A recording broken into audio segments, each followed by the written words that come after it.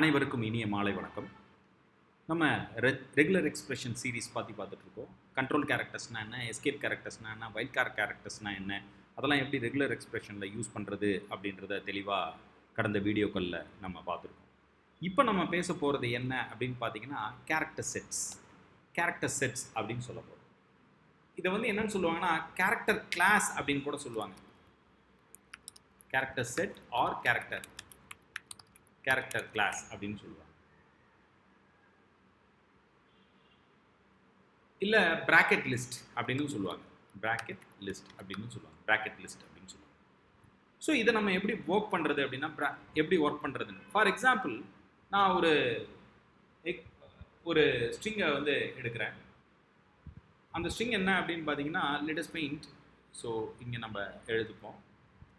அந்த ஸ்ட்ரிங் வந்து let us paint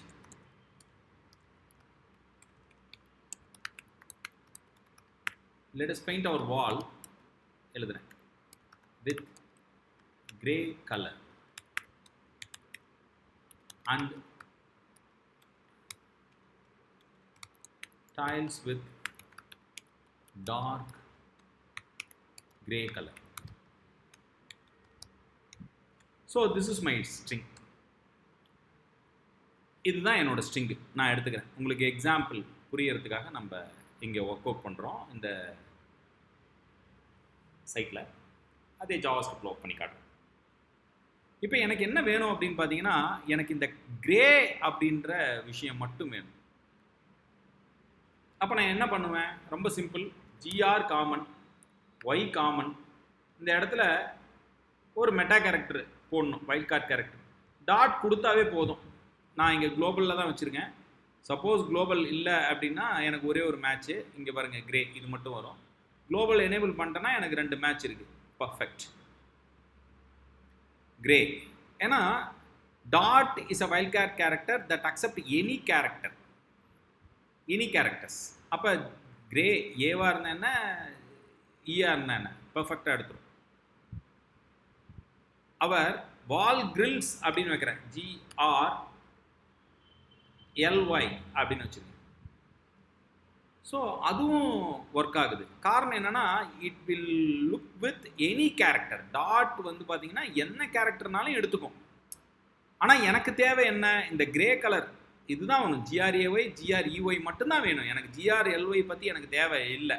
அப்படின்னு இருக்கப்ப நான் வந்து இந்த wild card character meta character dot use பண்ணுறதுக்கு பதிலாக நான் என்ன பண்ணுறேன், கேரக்டர் செட் யூஸ் பண்ணுறேன், ப்ராக்கெட்ஸ் அப்படின்னு யூஸ் பண்ணுறேன். ப்ராக்கெட் அதுதான் என்னன்னு சொல்லியிருக்கேன், bracket list or character class. அதை யூஸ் பண்ணுறேன். Bracket list or character class use பண்ணுறேன். இந்த இடத்துல நான் என்ன ஆப்ஷன் வேணுமோ அதை மட்டும் கொடுத்தா போதும். பாருங்கள், ஏஇ இருந்தால் எடு அப்படின்னு சொல்லியிருக்கேன். அதை மட்டும் எடுக்கிறான் பாருங்கள், ஏஇ.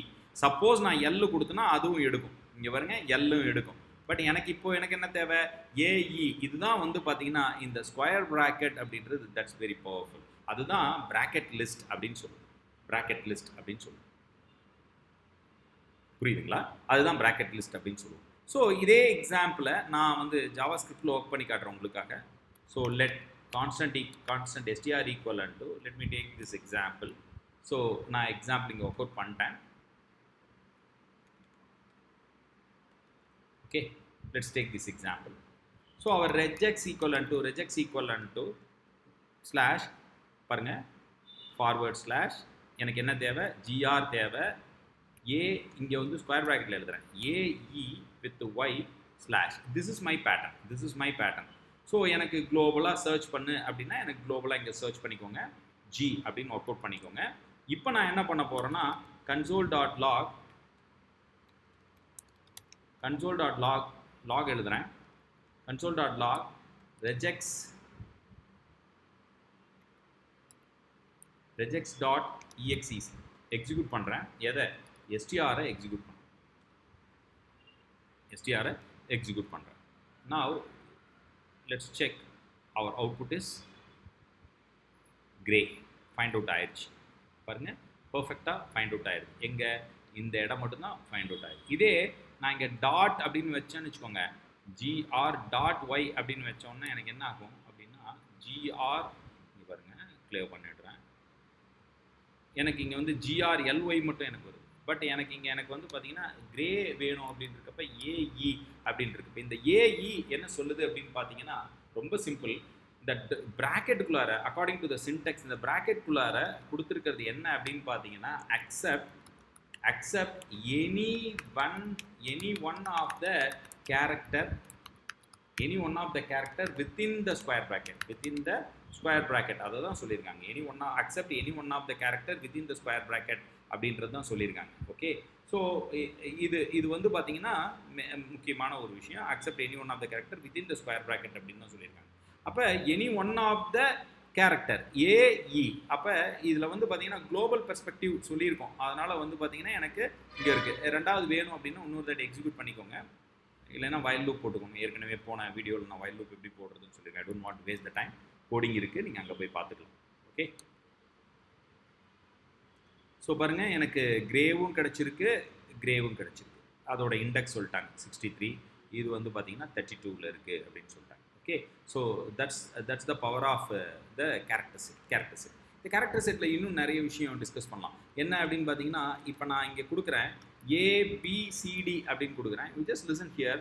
எல்லா ஏவும் பாருங்கள், ஏபிசிடி எல்லாமே பாருங்கள். இங்கே ஏ இருக்குது, இங்கே ஏ இருக்குது, இங்கே ஏ இருக்குது, இங்கே டி இருக்குது, இங்கே டி இருக்குது, ஏ இருக்குது, சி இருக்குது.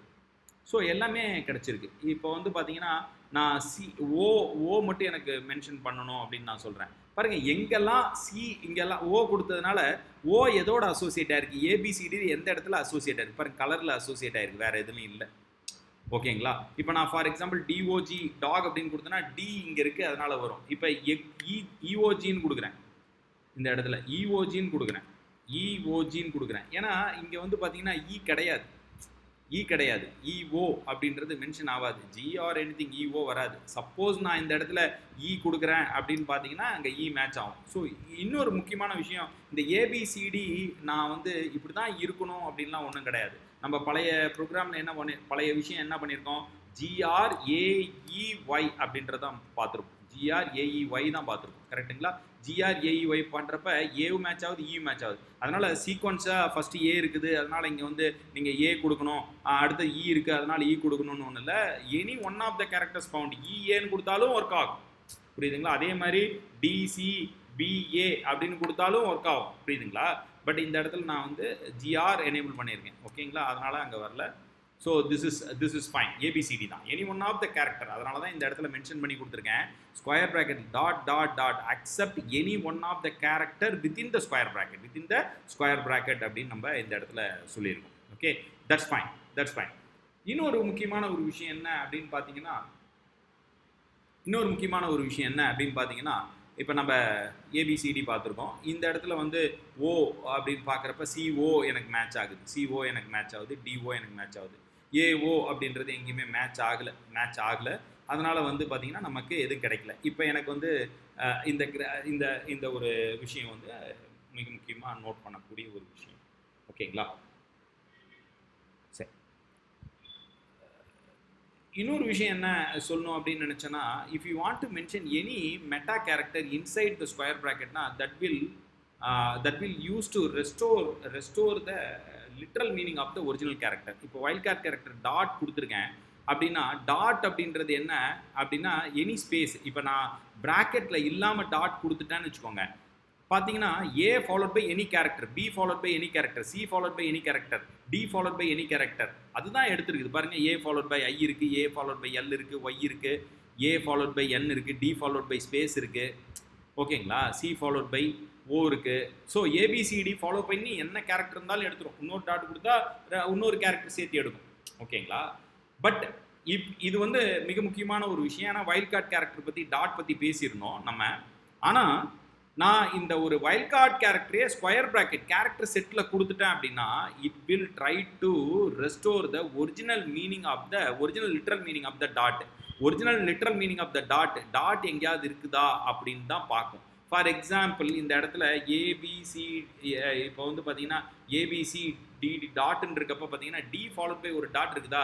அப்போ இங்கே வந்து பார்த்தீங்கன்னா ப்ராக்கெட்டுக்குள்ளார கொடுத்ததுனால டாட்டோட ஒரிஜினல் மீனிங் தான் எடுக்கும். எப்படி நம்ம வந்து பேக் ஸ்லாஷ் போட்டோம்ல, escape character followed by dot which is use to reveal the literal meaning of the particular dot அப்படின்னு பார்த்தோம். அப்போ அந்த இடத்துல ஸ்பேஸ் வந்து எடுக்காது அப்படின்னு நம்ம பேசியிருந்தோம், கரெக்டுங்களா?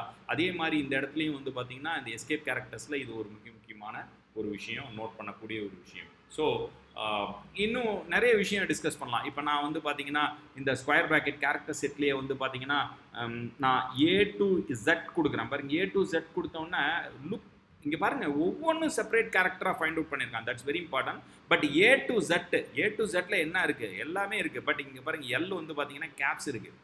அதனால் வந்து அந்த கேப்ஸை மட்டும் விட்டுட்டு A to Z எடுத்துட்டான். சப்போஸ் எனக்கு கேபிட்டலும் வேணும் அப்படின்னு நினைக்கிறீங்க, இப்போ நான் வந்து பேக் லிஸ்ட் அப்படின்னு எழுதிட்டேன். இந்த இடத்துல நான் A to Z எடுத்துகிற இப்போதைக்கு நான் பேட்டர்ன் எழுதலை. இங்கே வந்து பார்த்தீங்கன்னா ஜாவாஸ்கிரிப்ட் பை i18n சொல்யூஷன்ஸ் அப்படின்னு நான் கொடுத்துட்டேன். ஸோ இதுதான் என்னோட கம்ப்ளீட் ஸ்ட்ரிங்கு. இப்போ நான் மென்ஷன் பண்ணுறேன், எனக்கு A to Z மட்டும் எடு அப்படின்னா பாருங்கள், எங்கெல்லாம் கேப்ஸ் இருக்கோ அது மட்டும் எடுக்குது.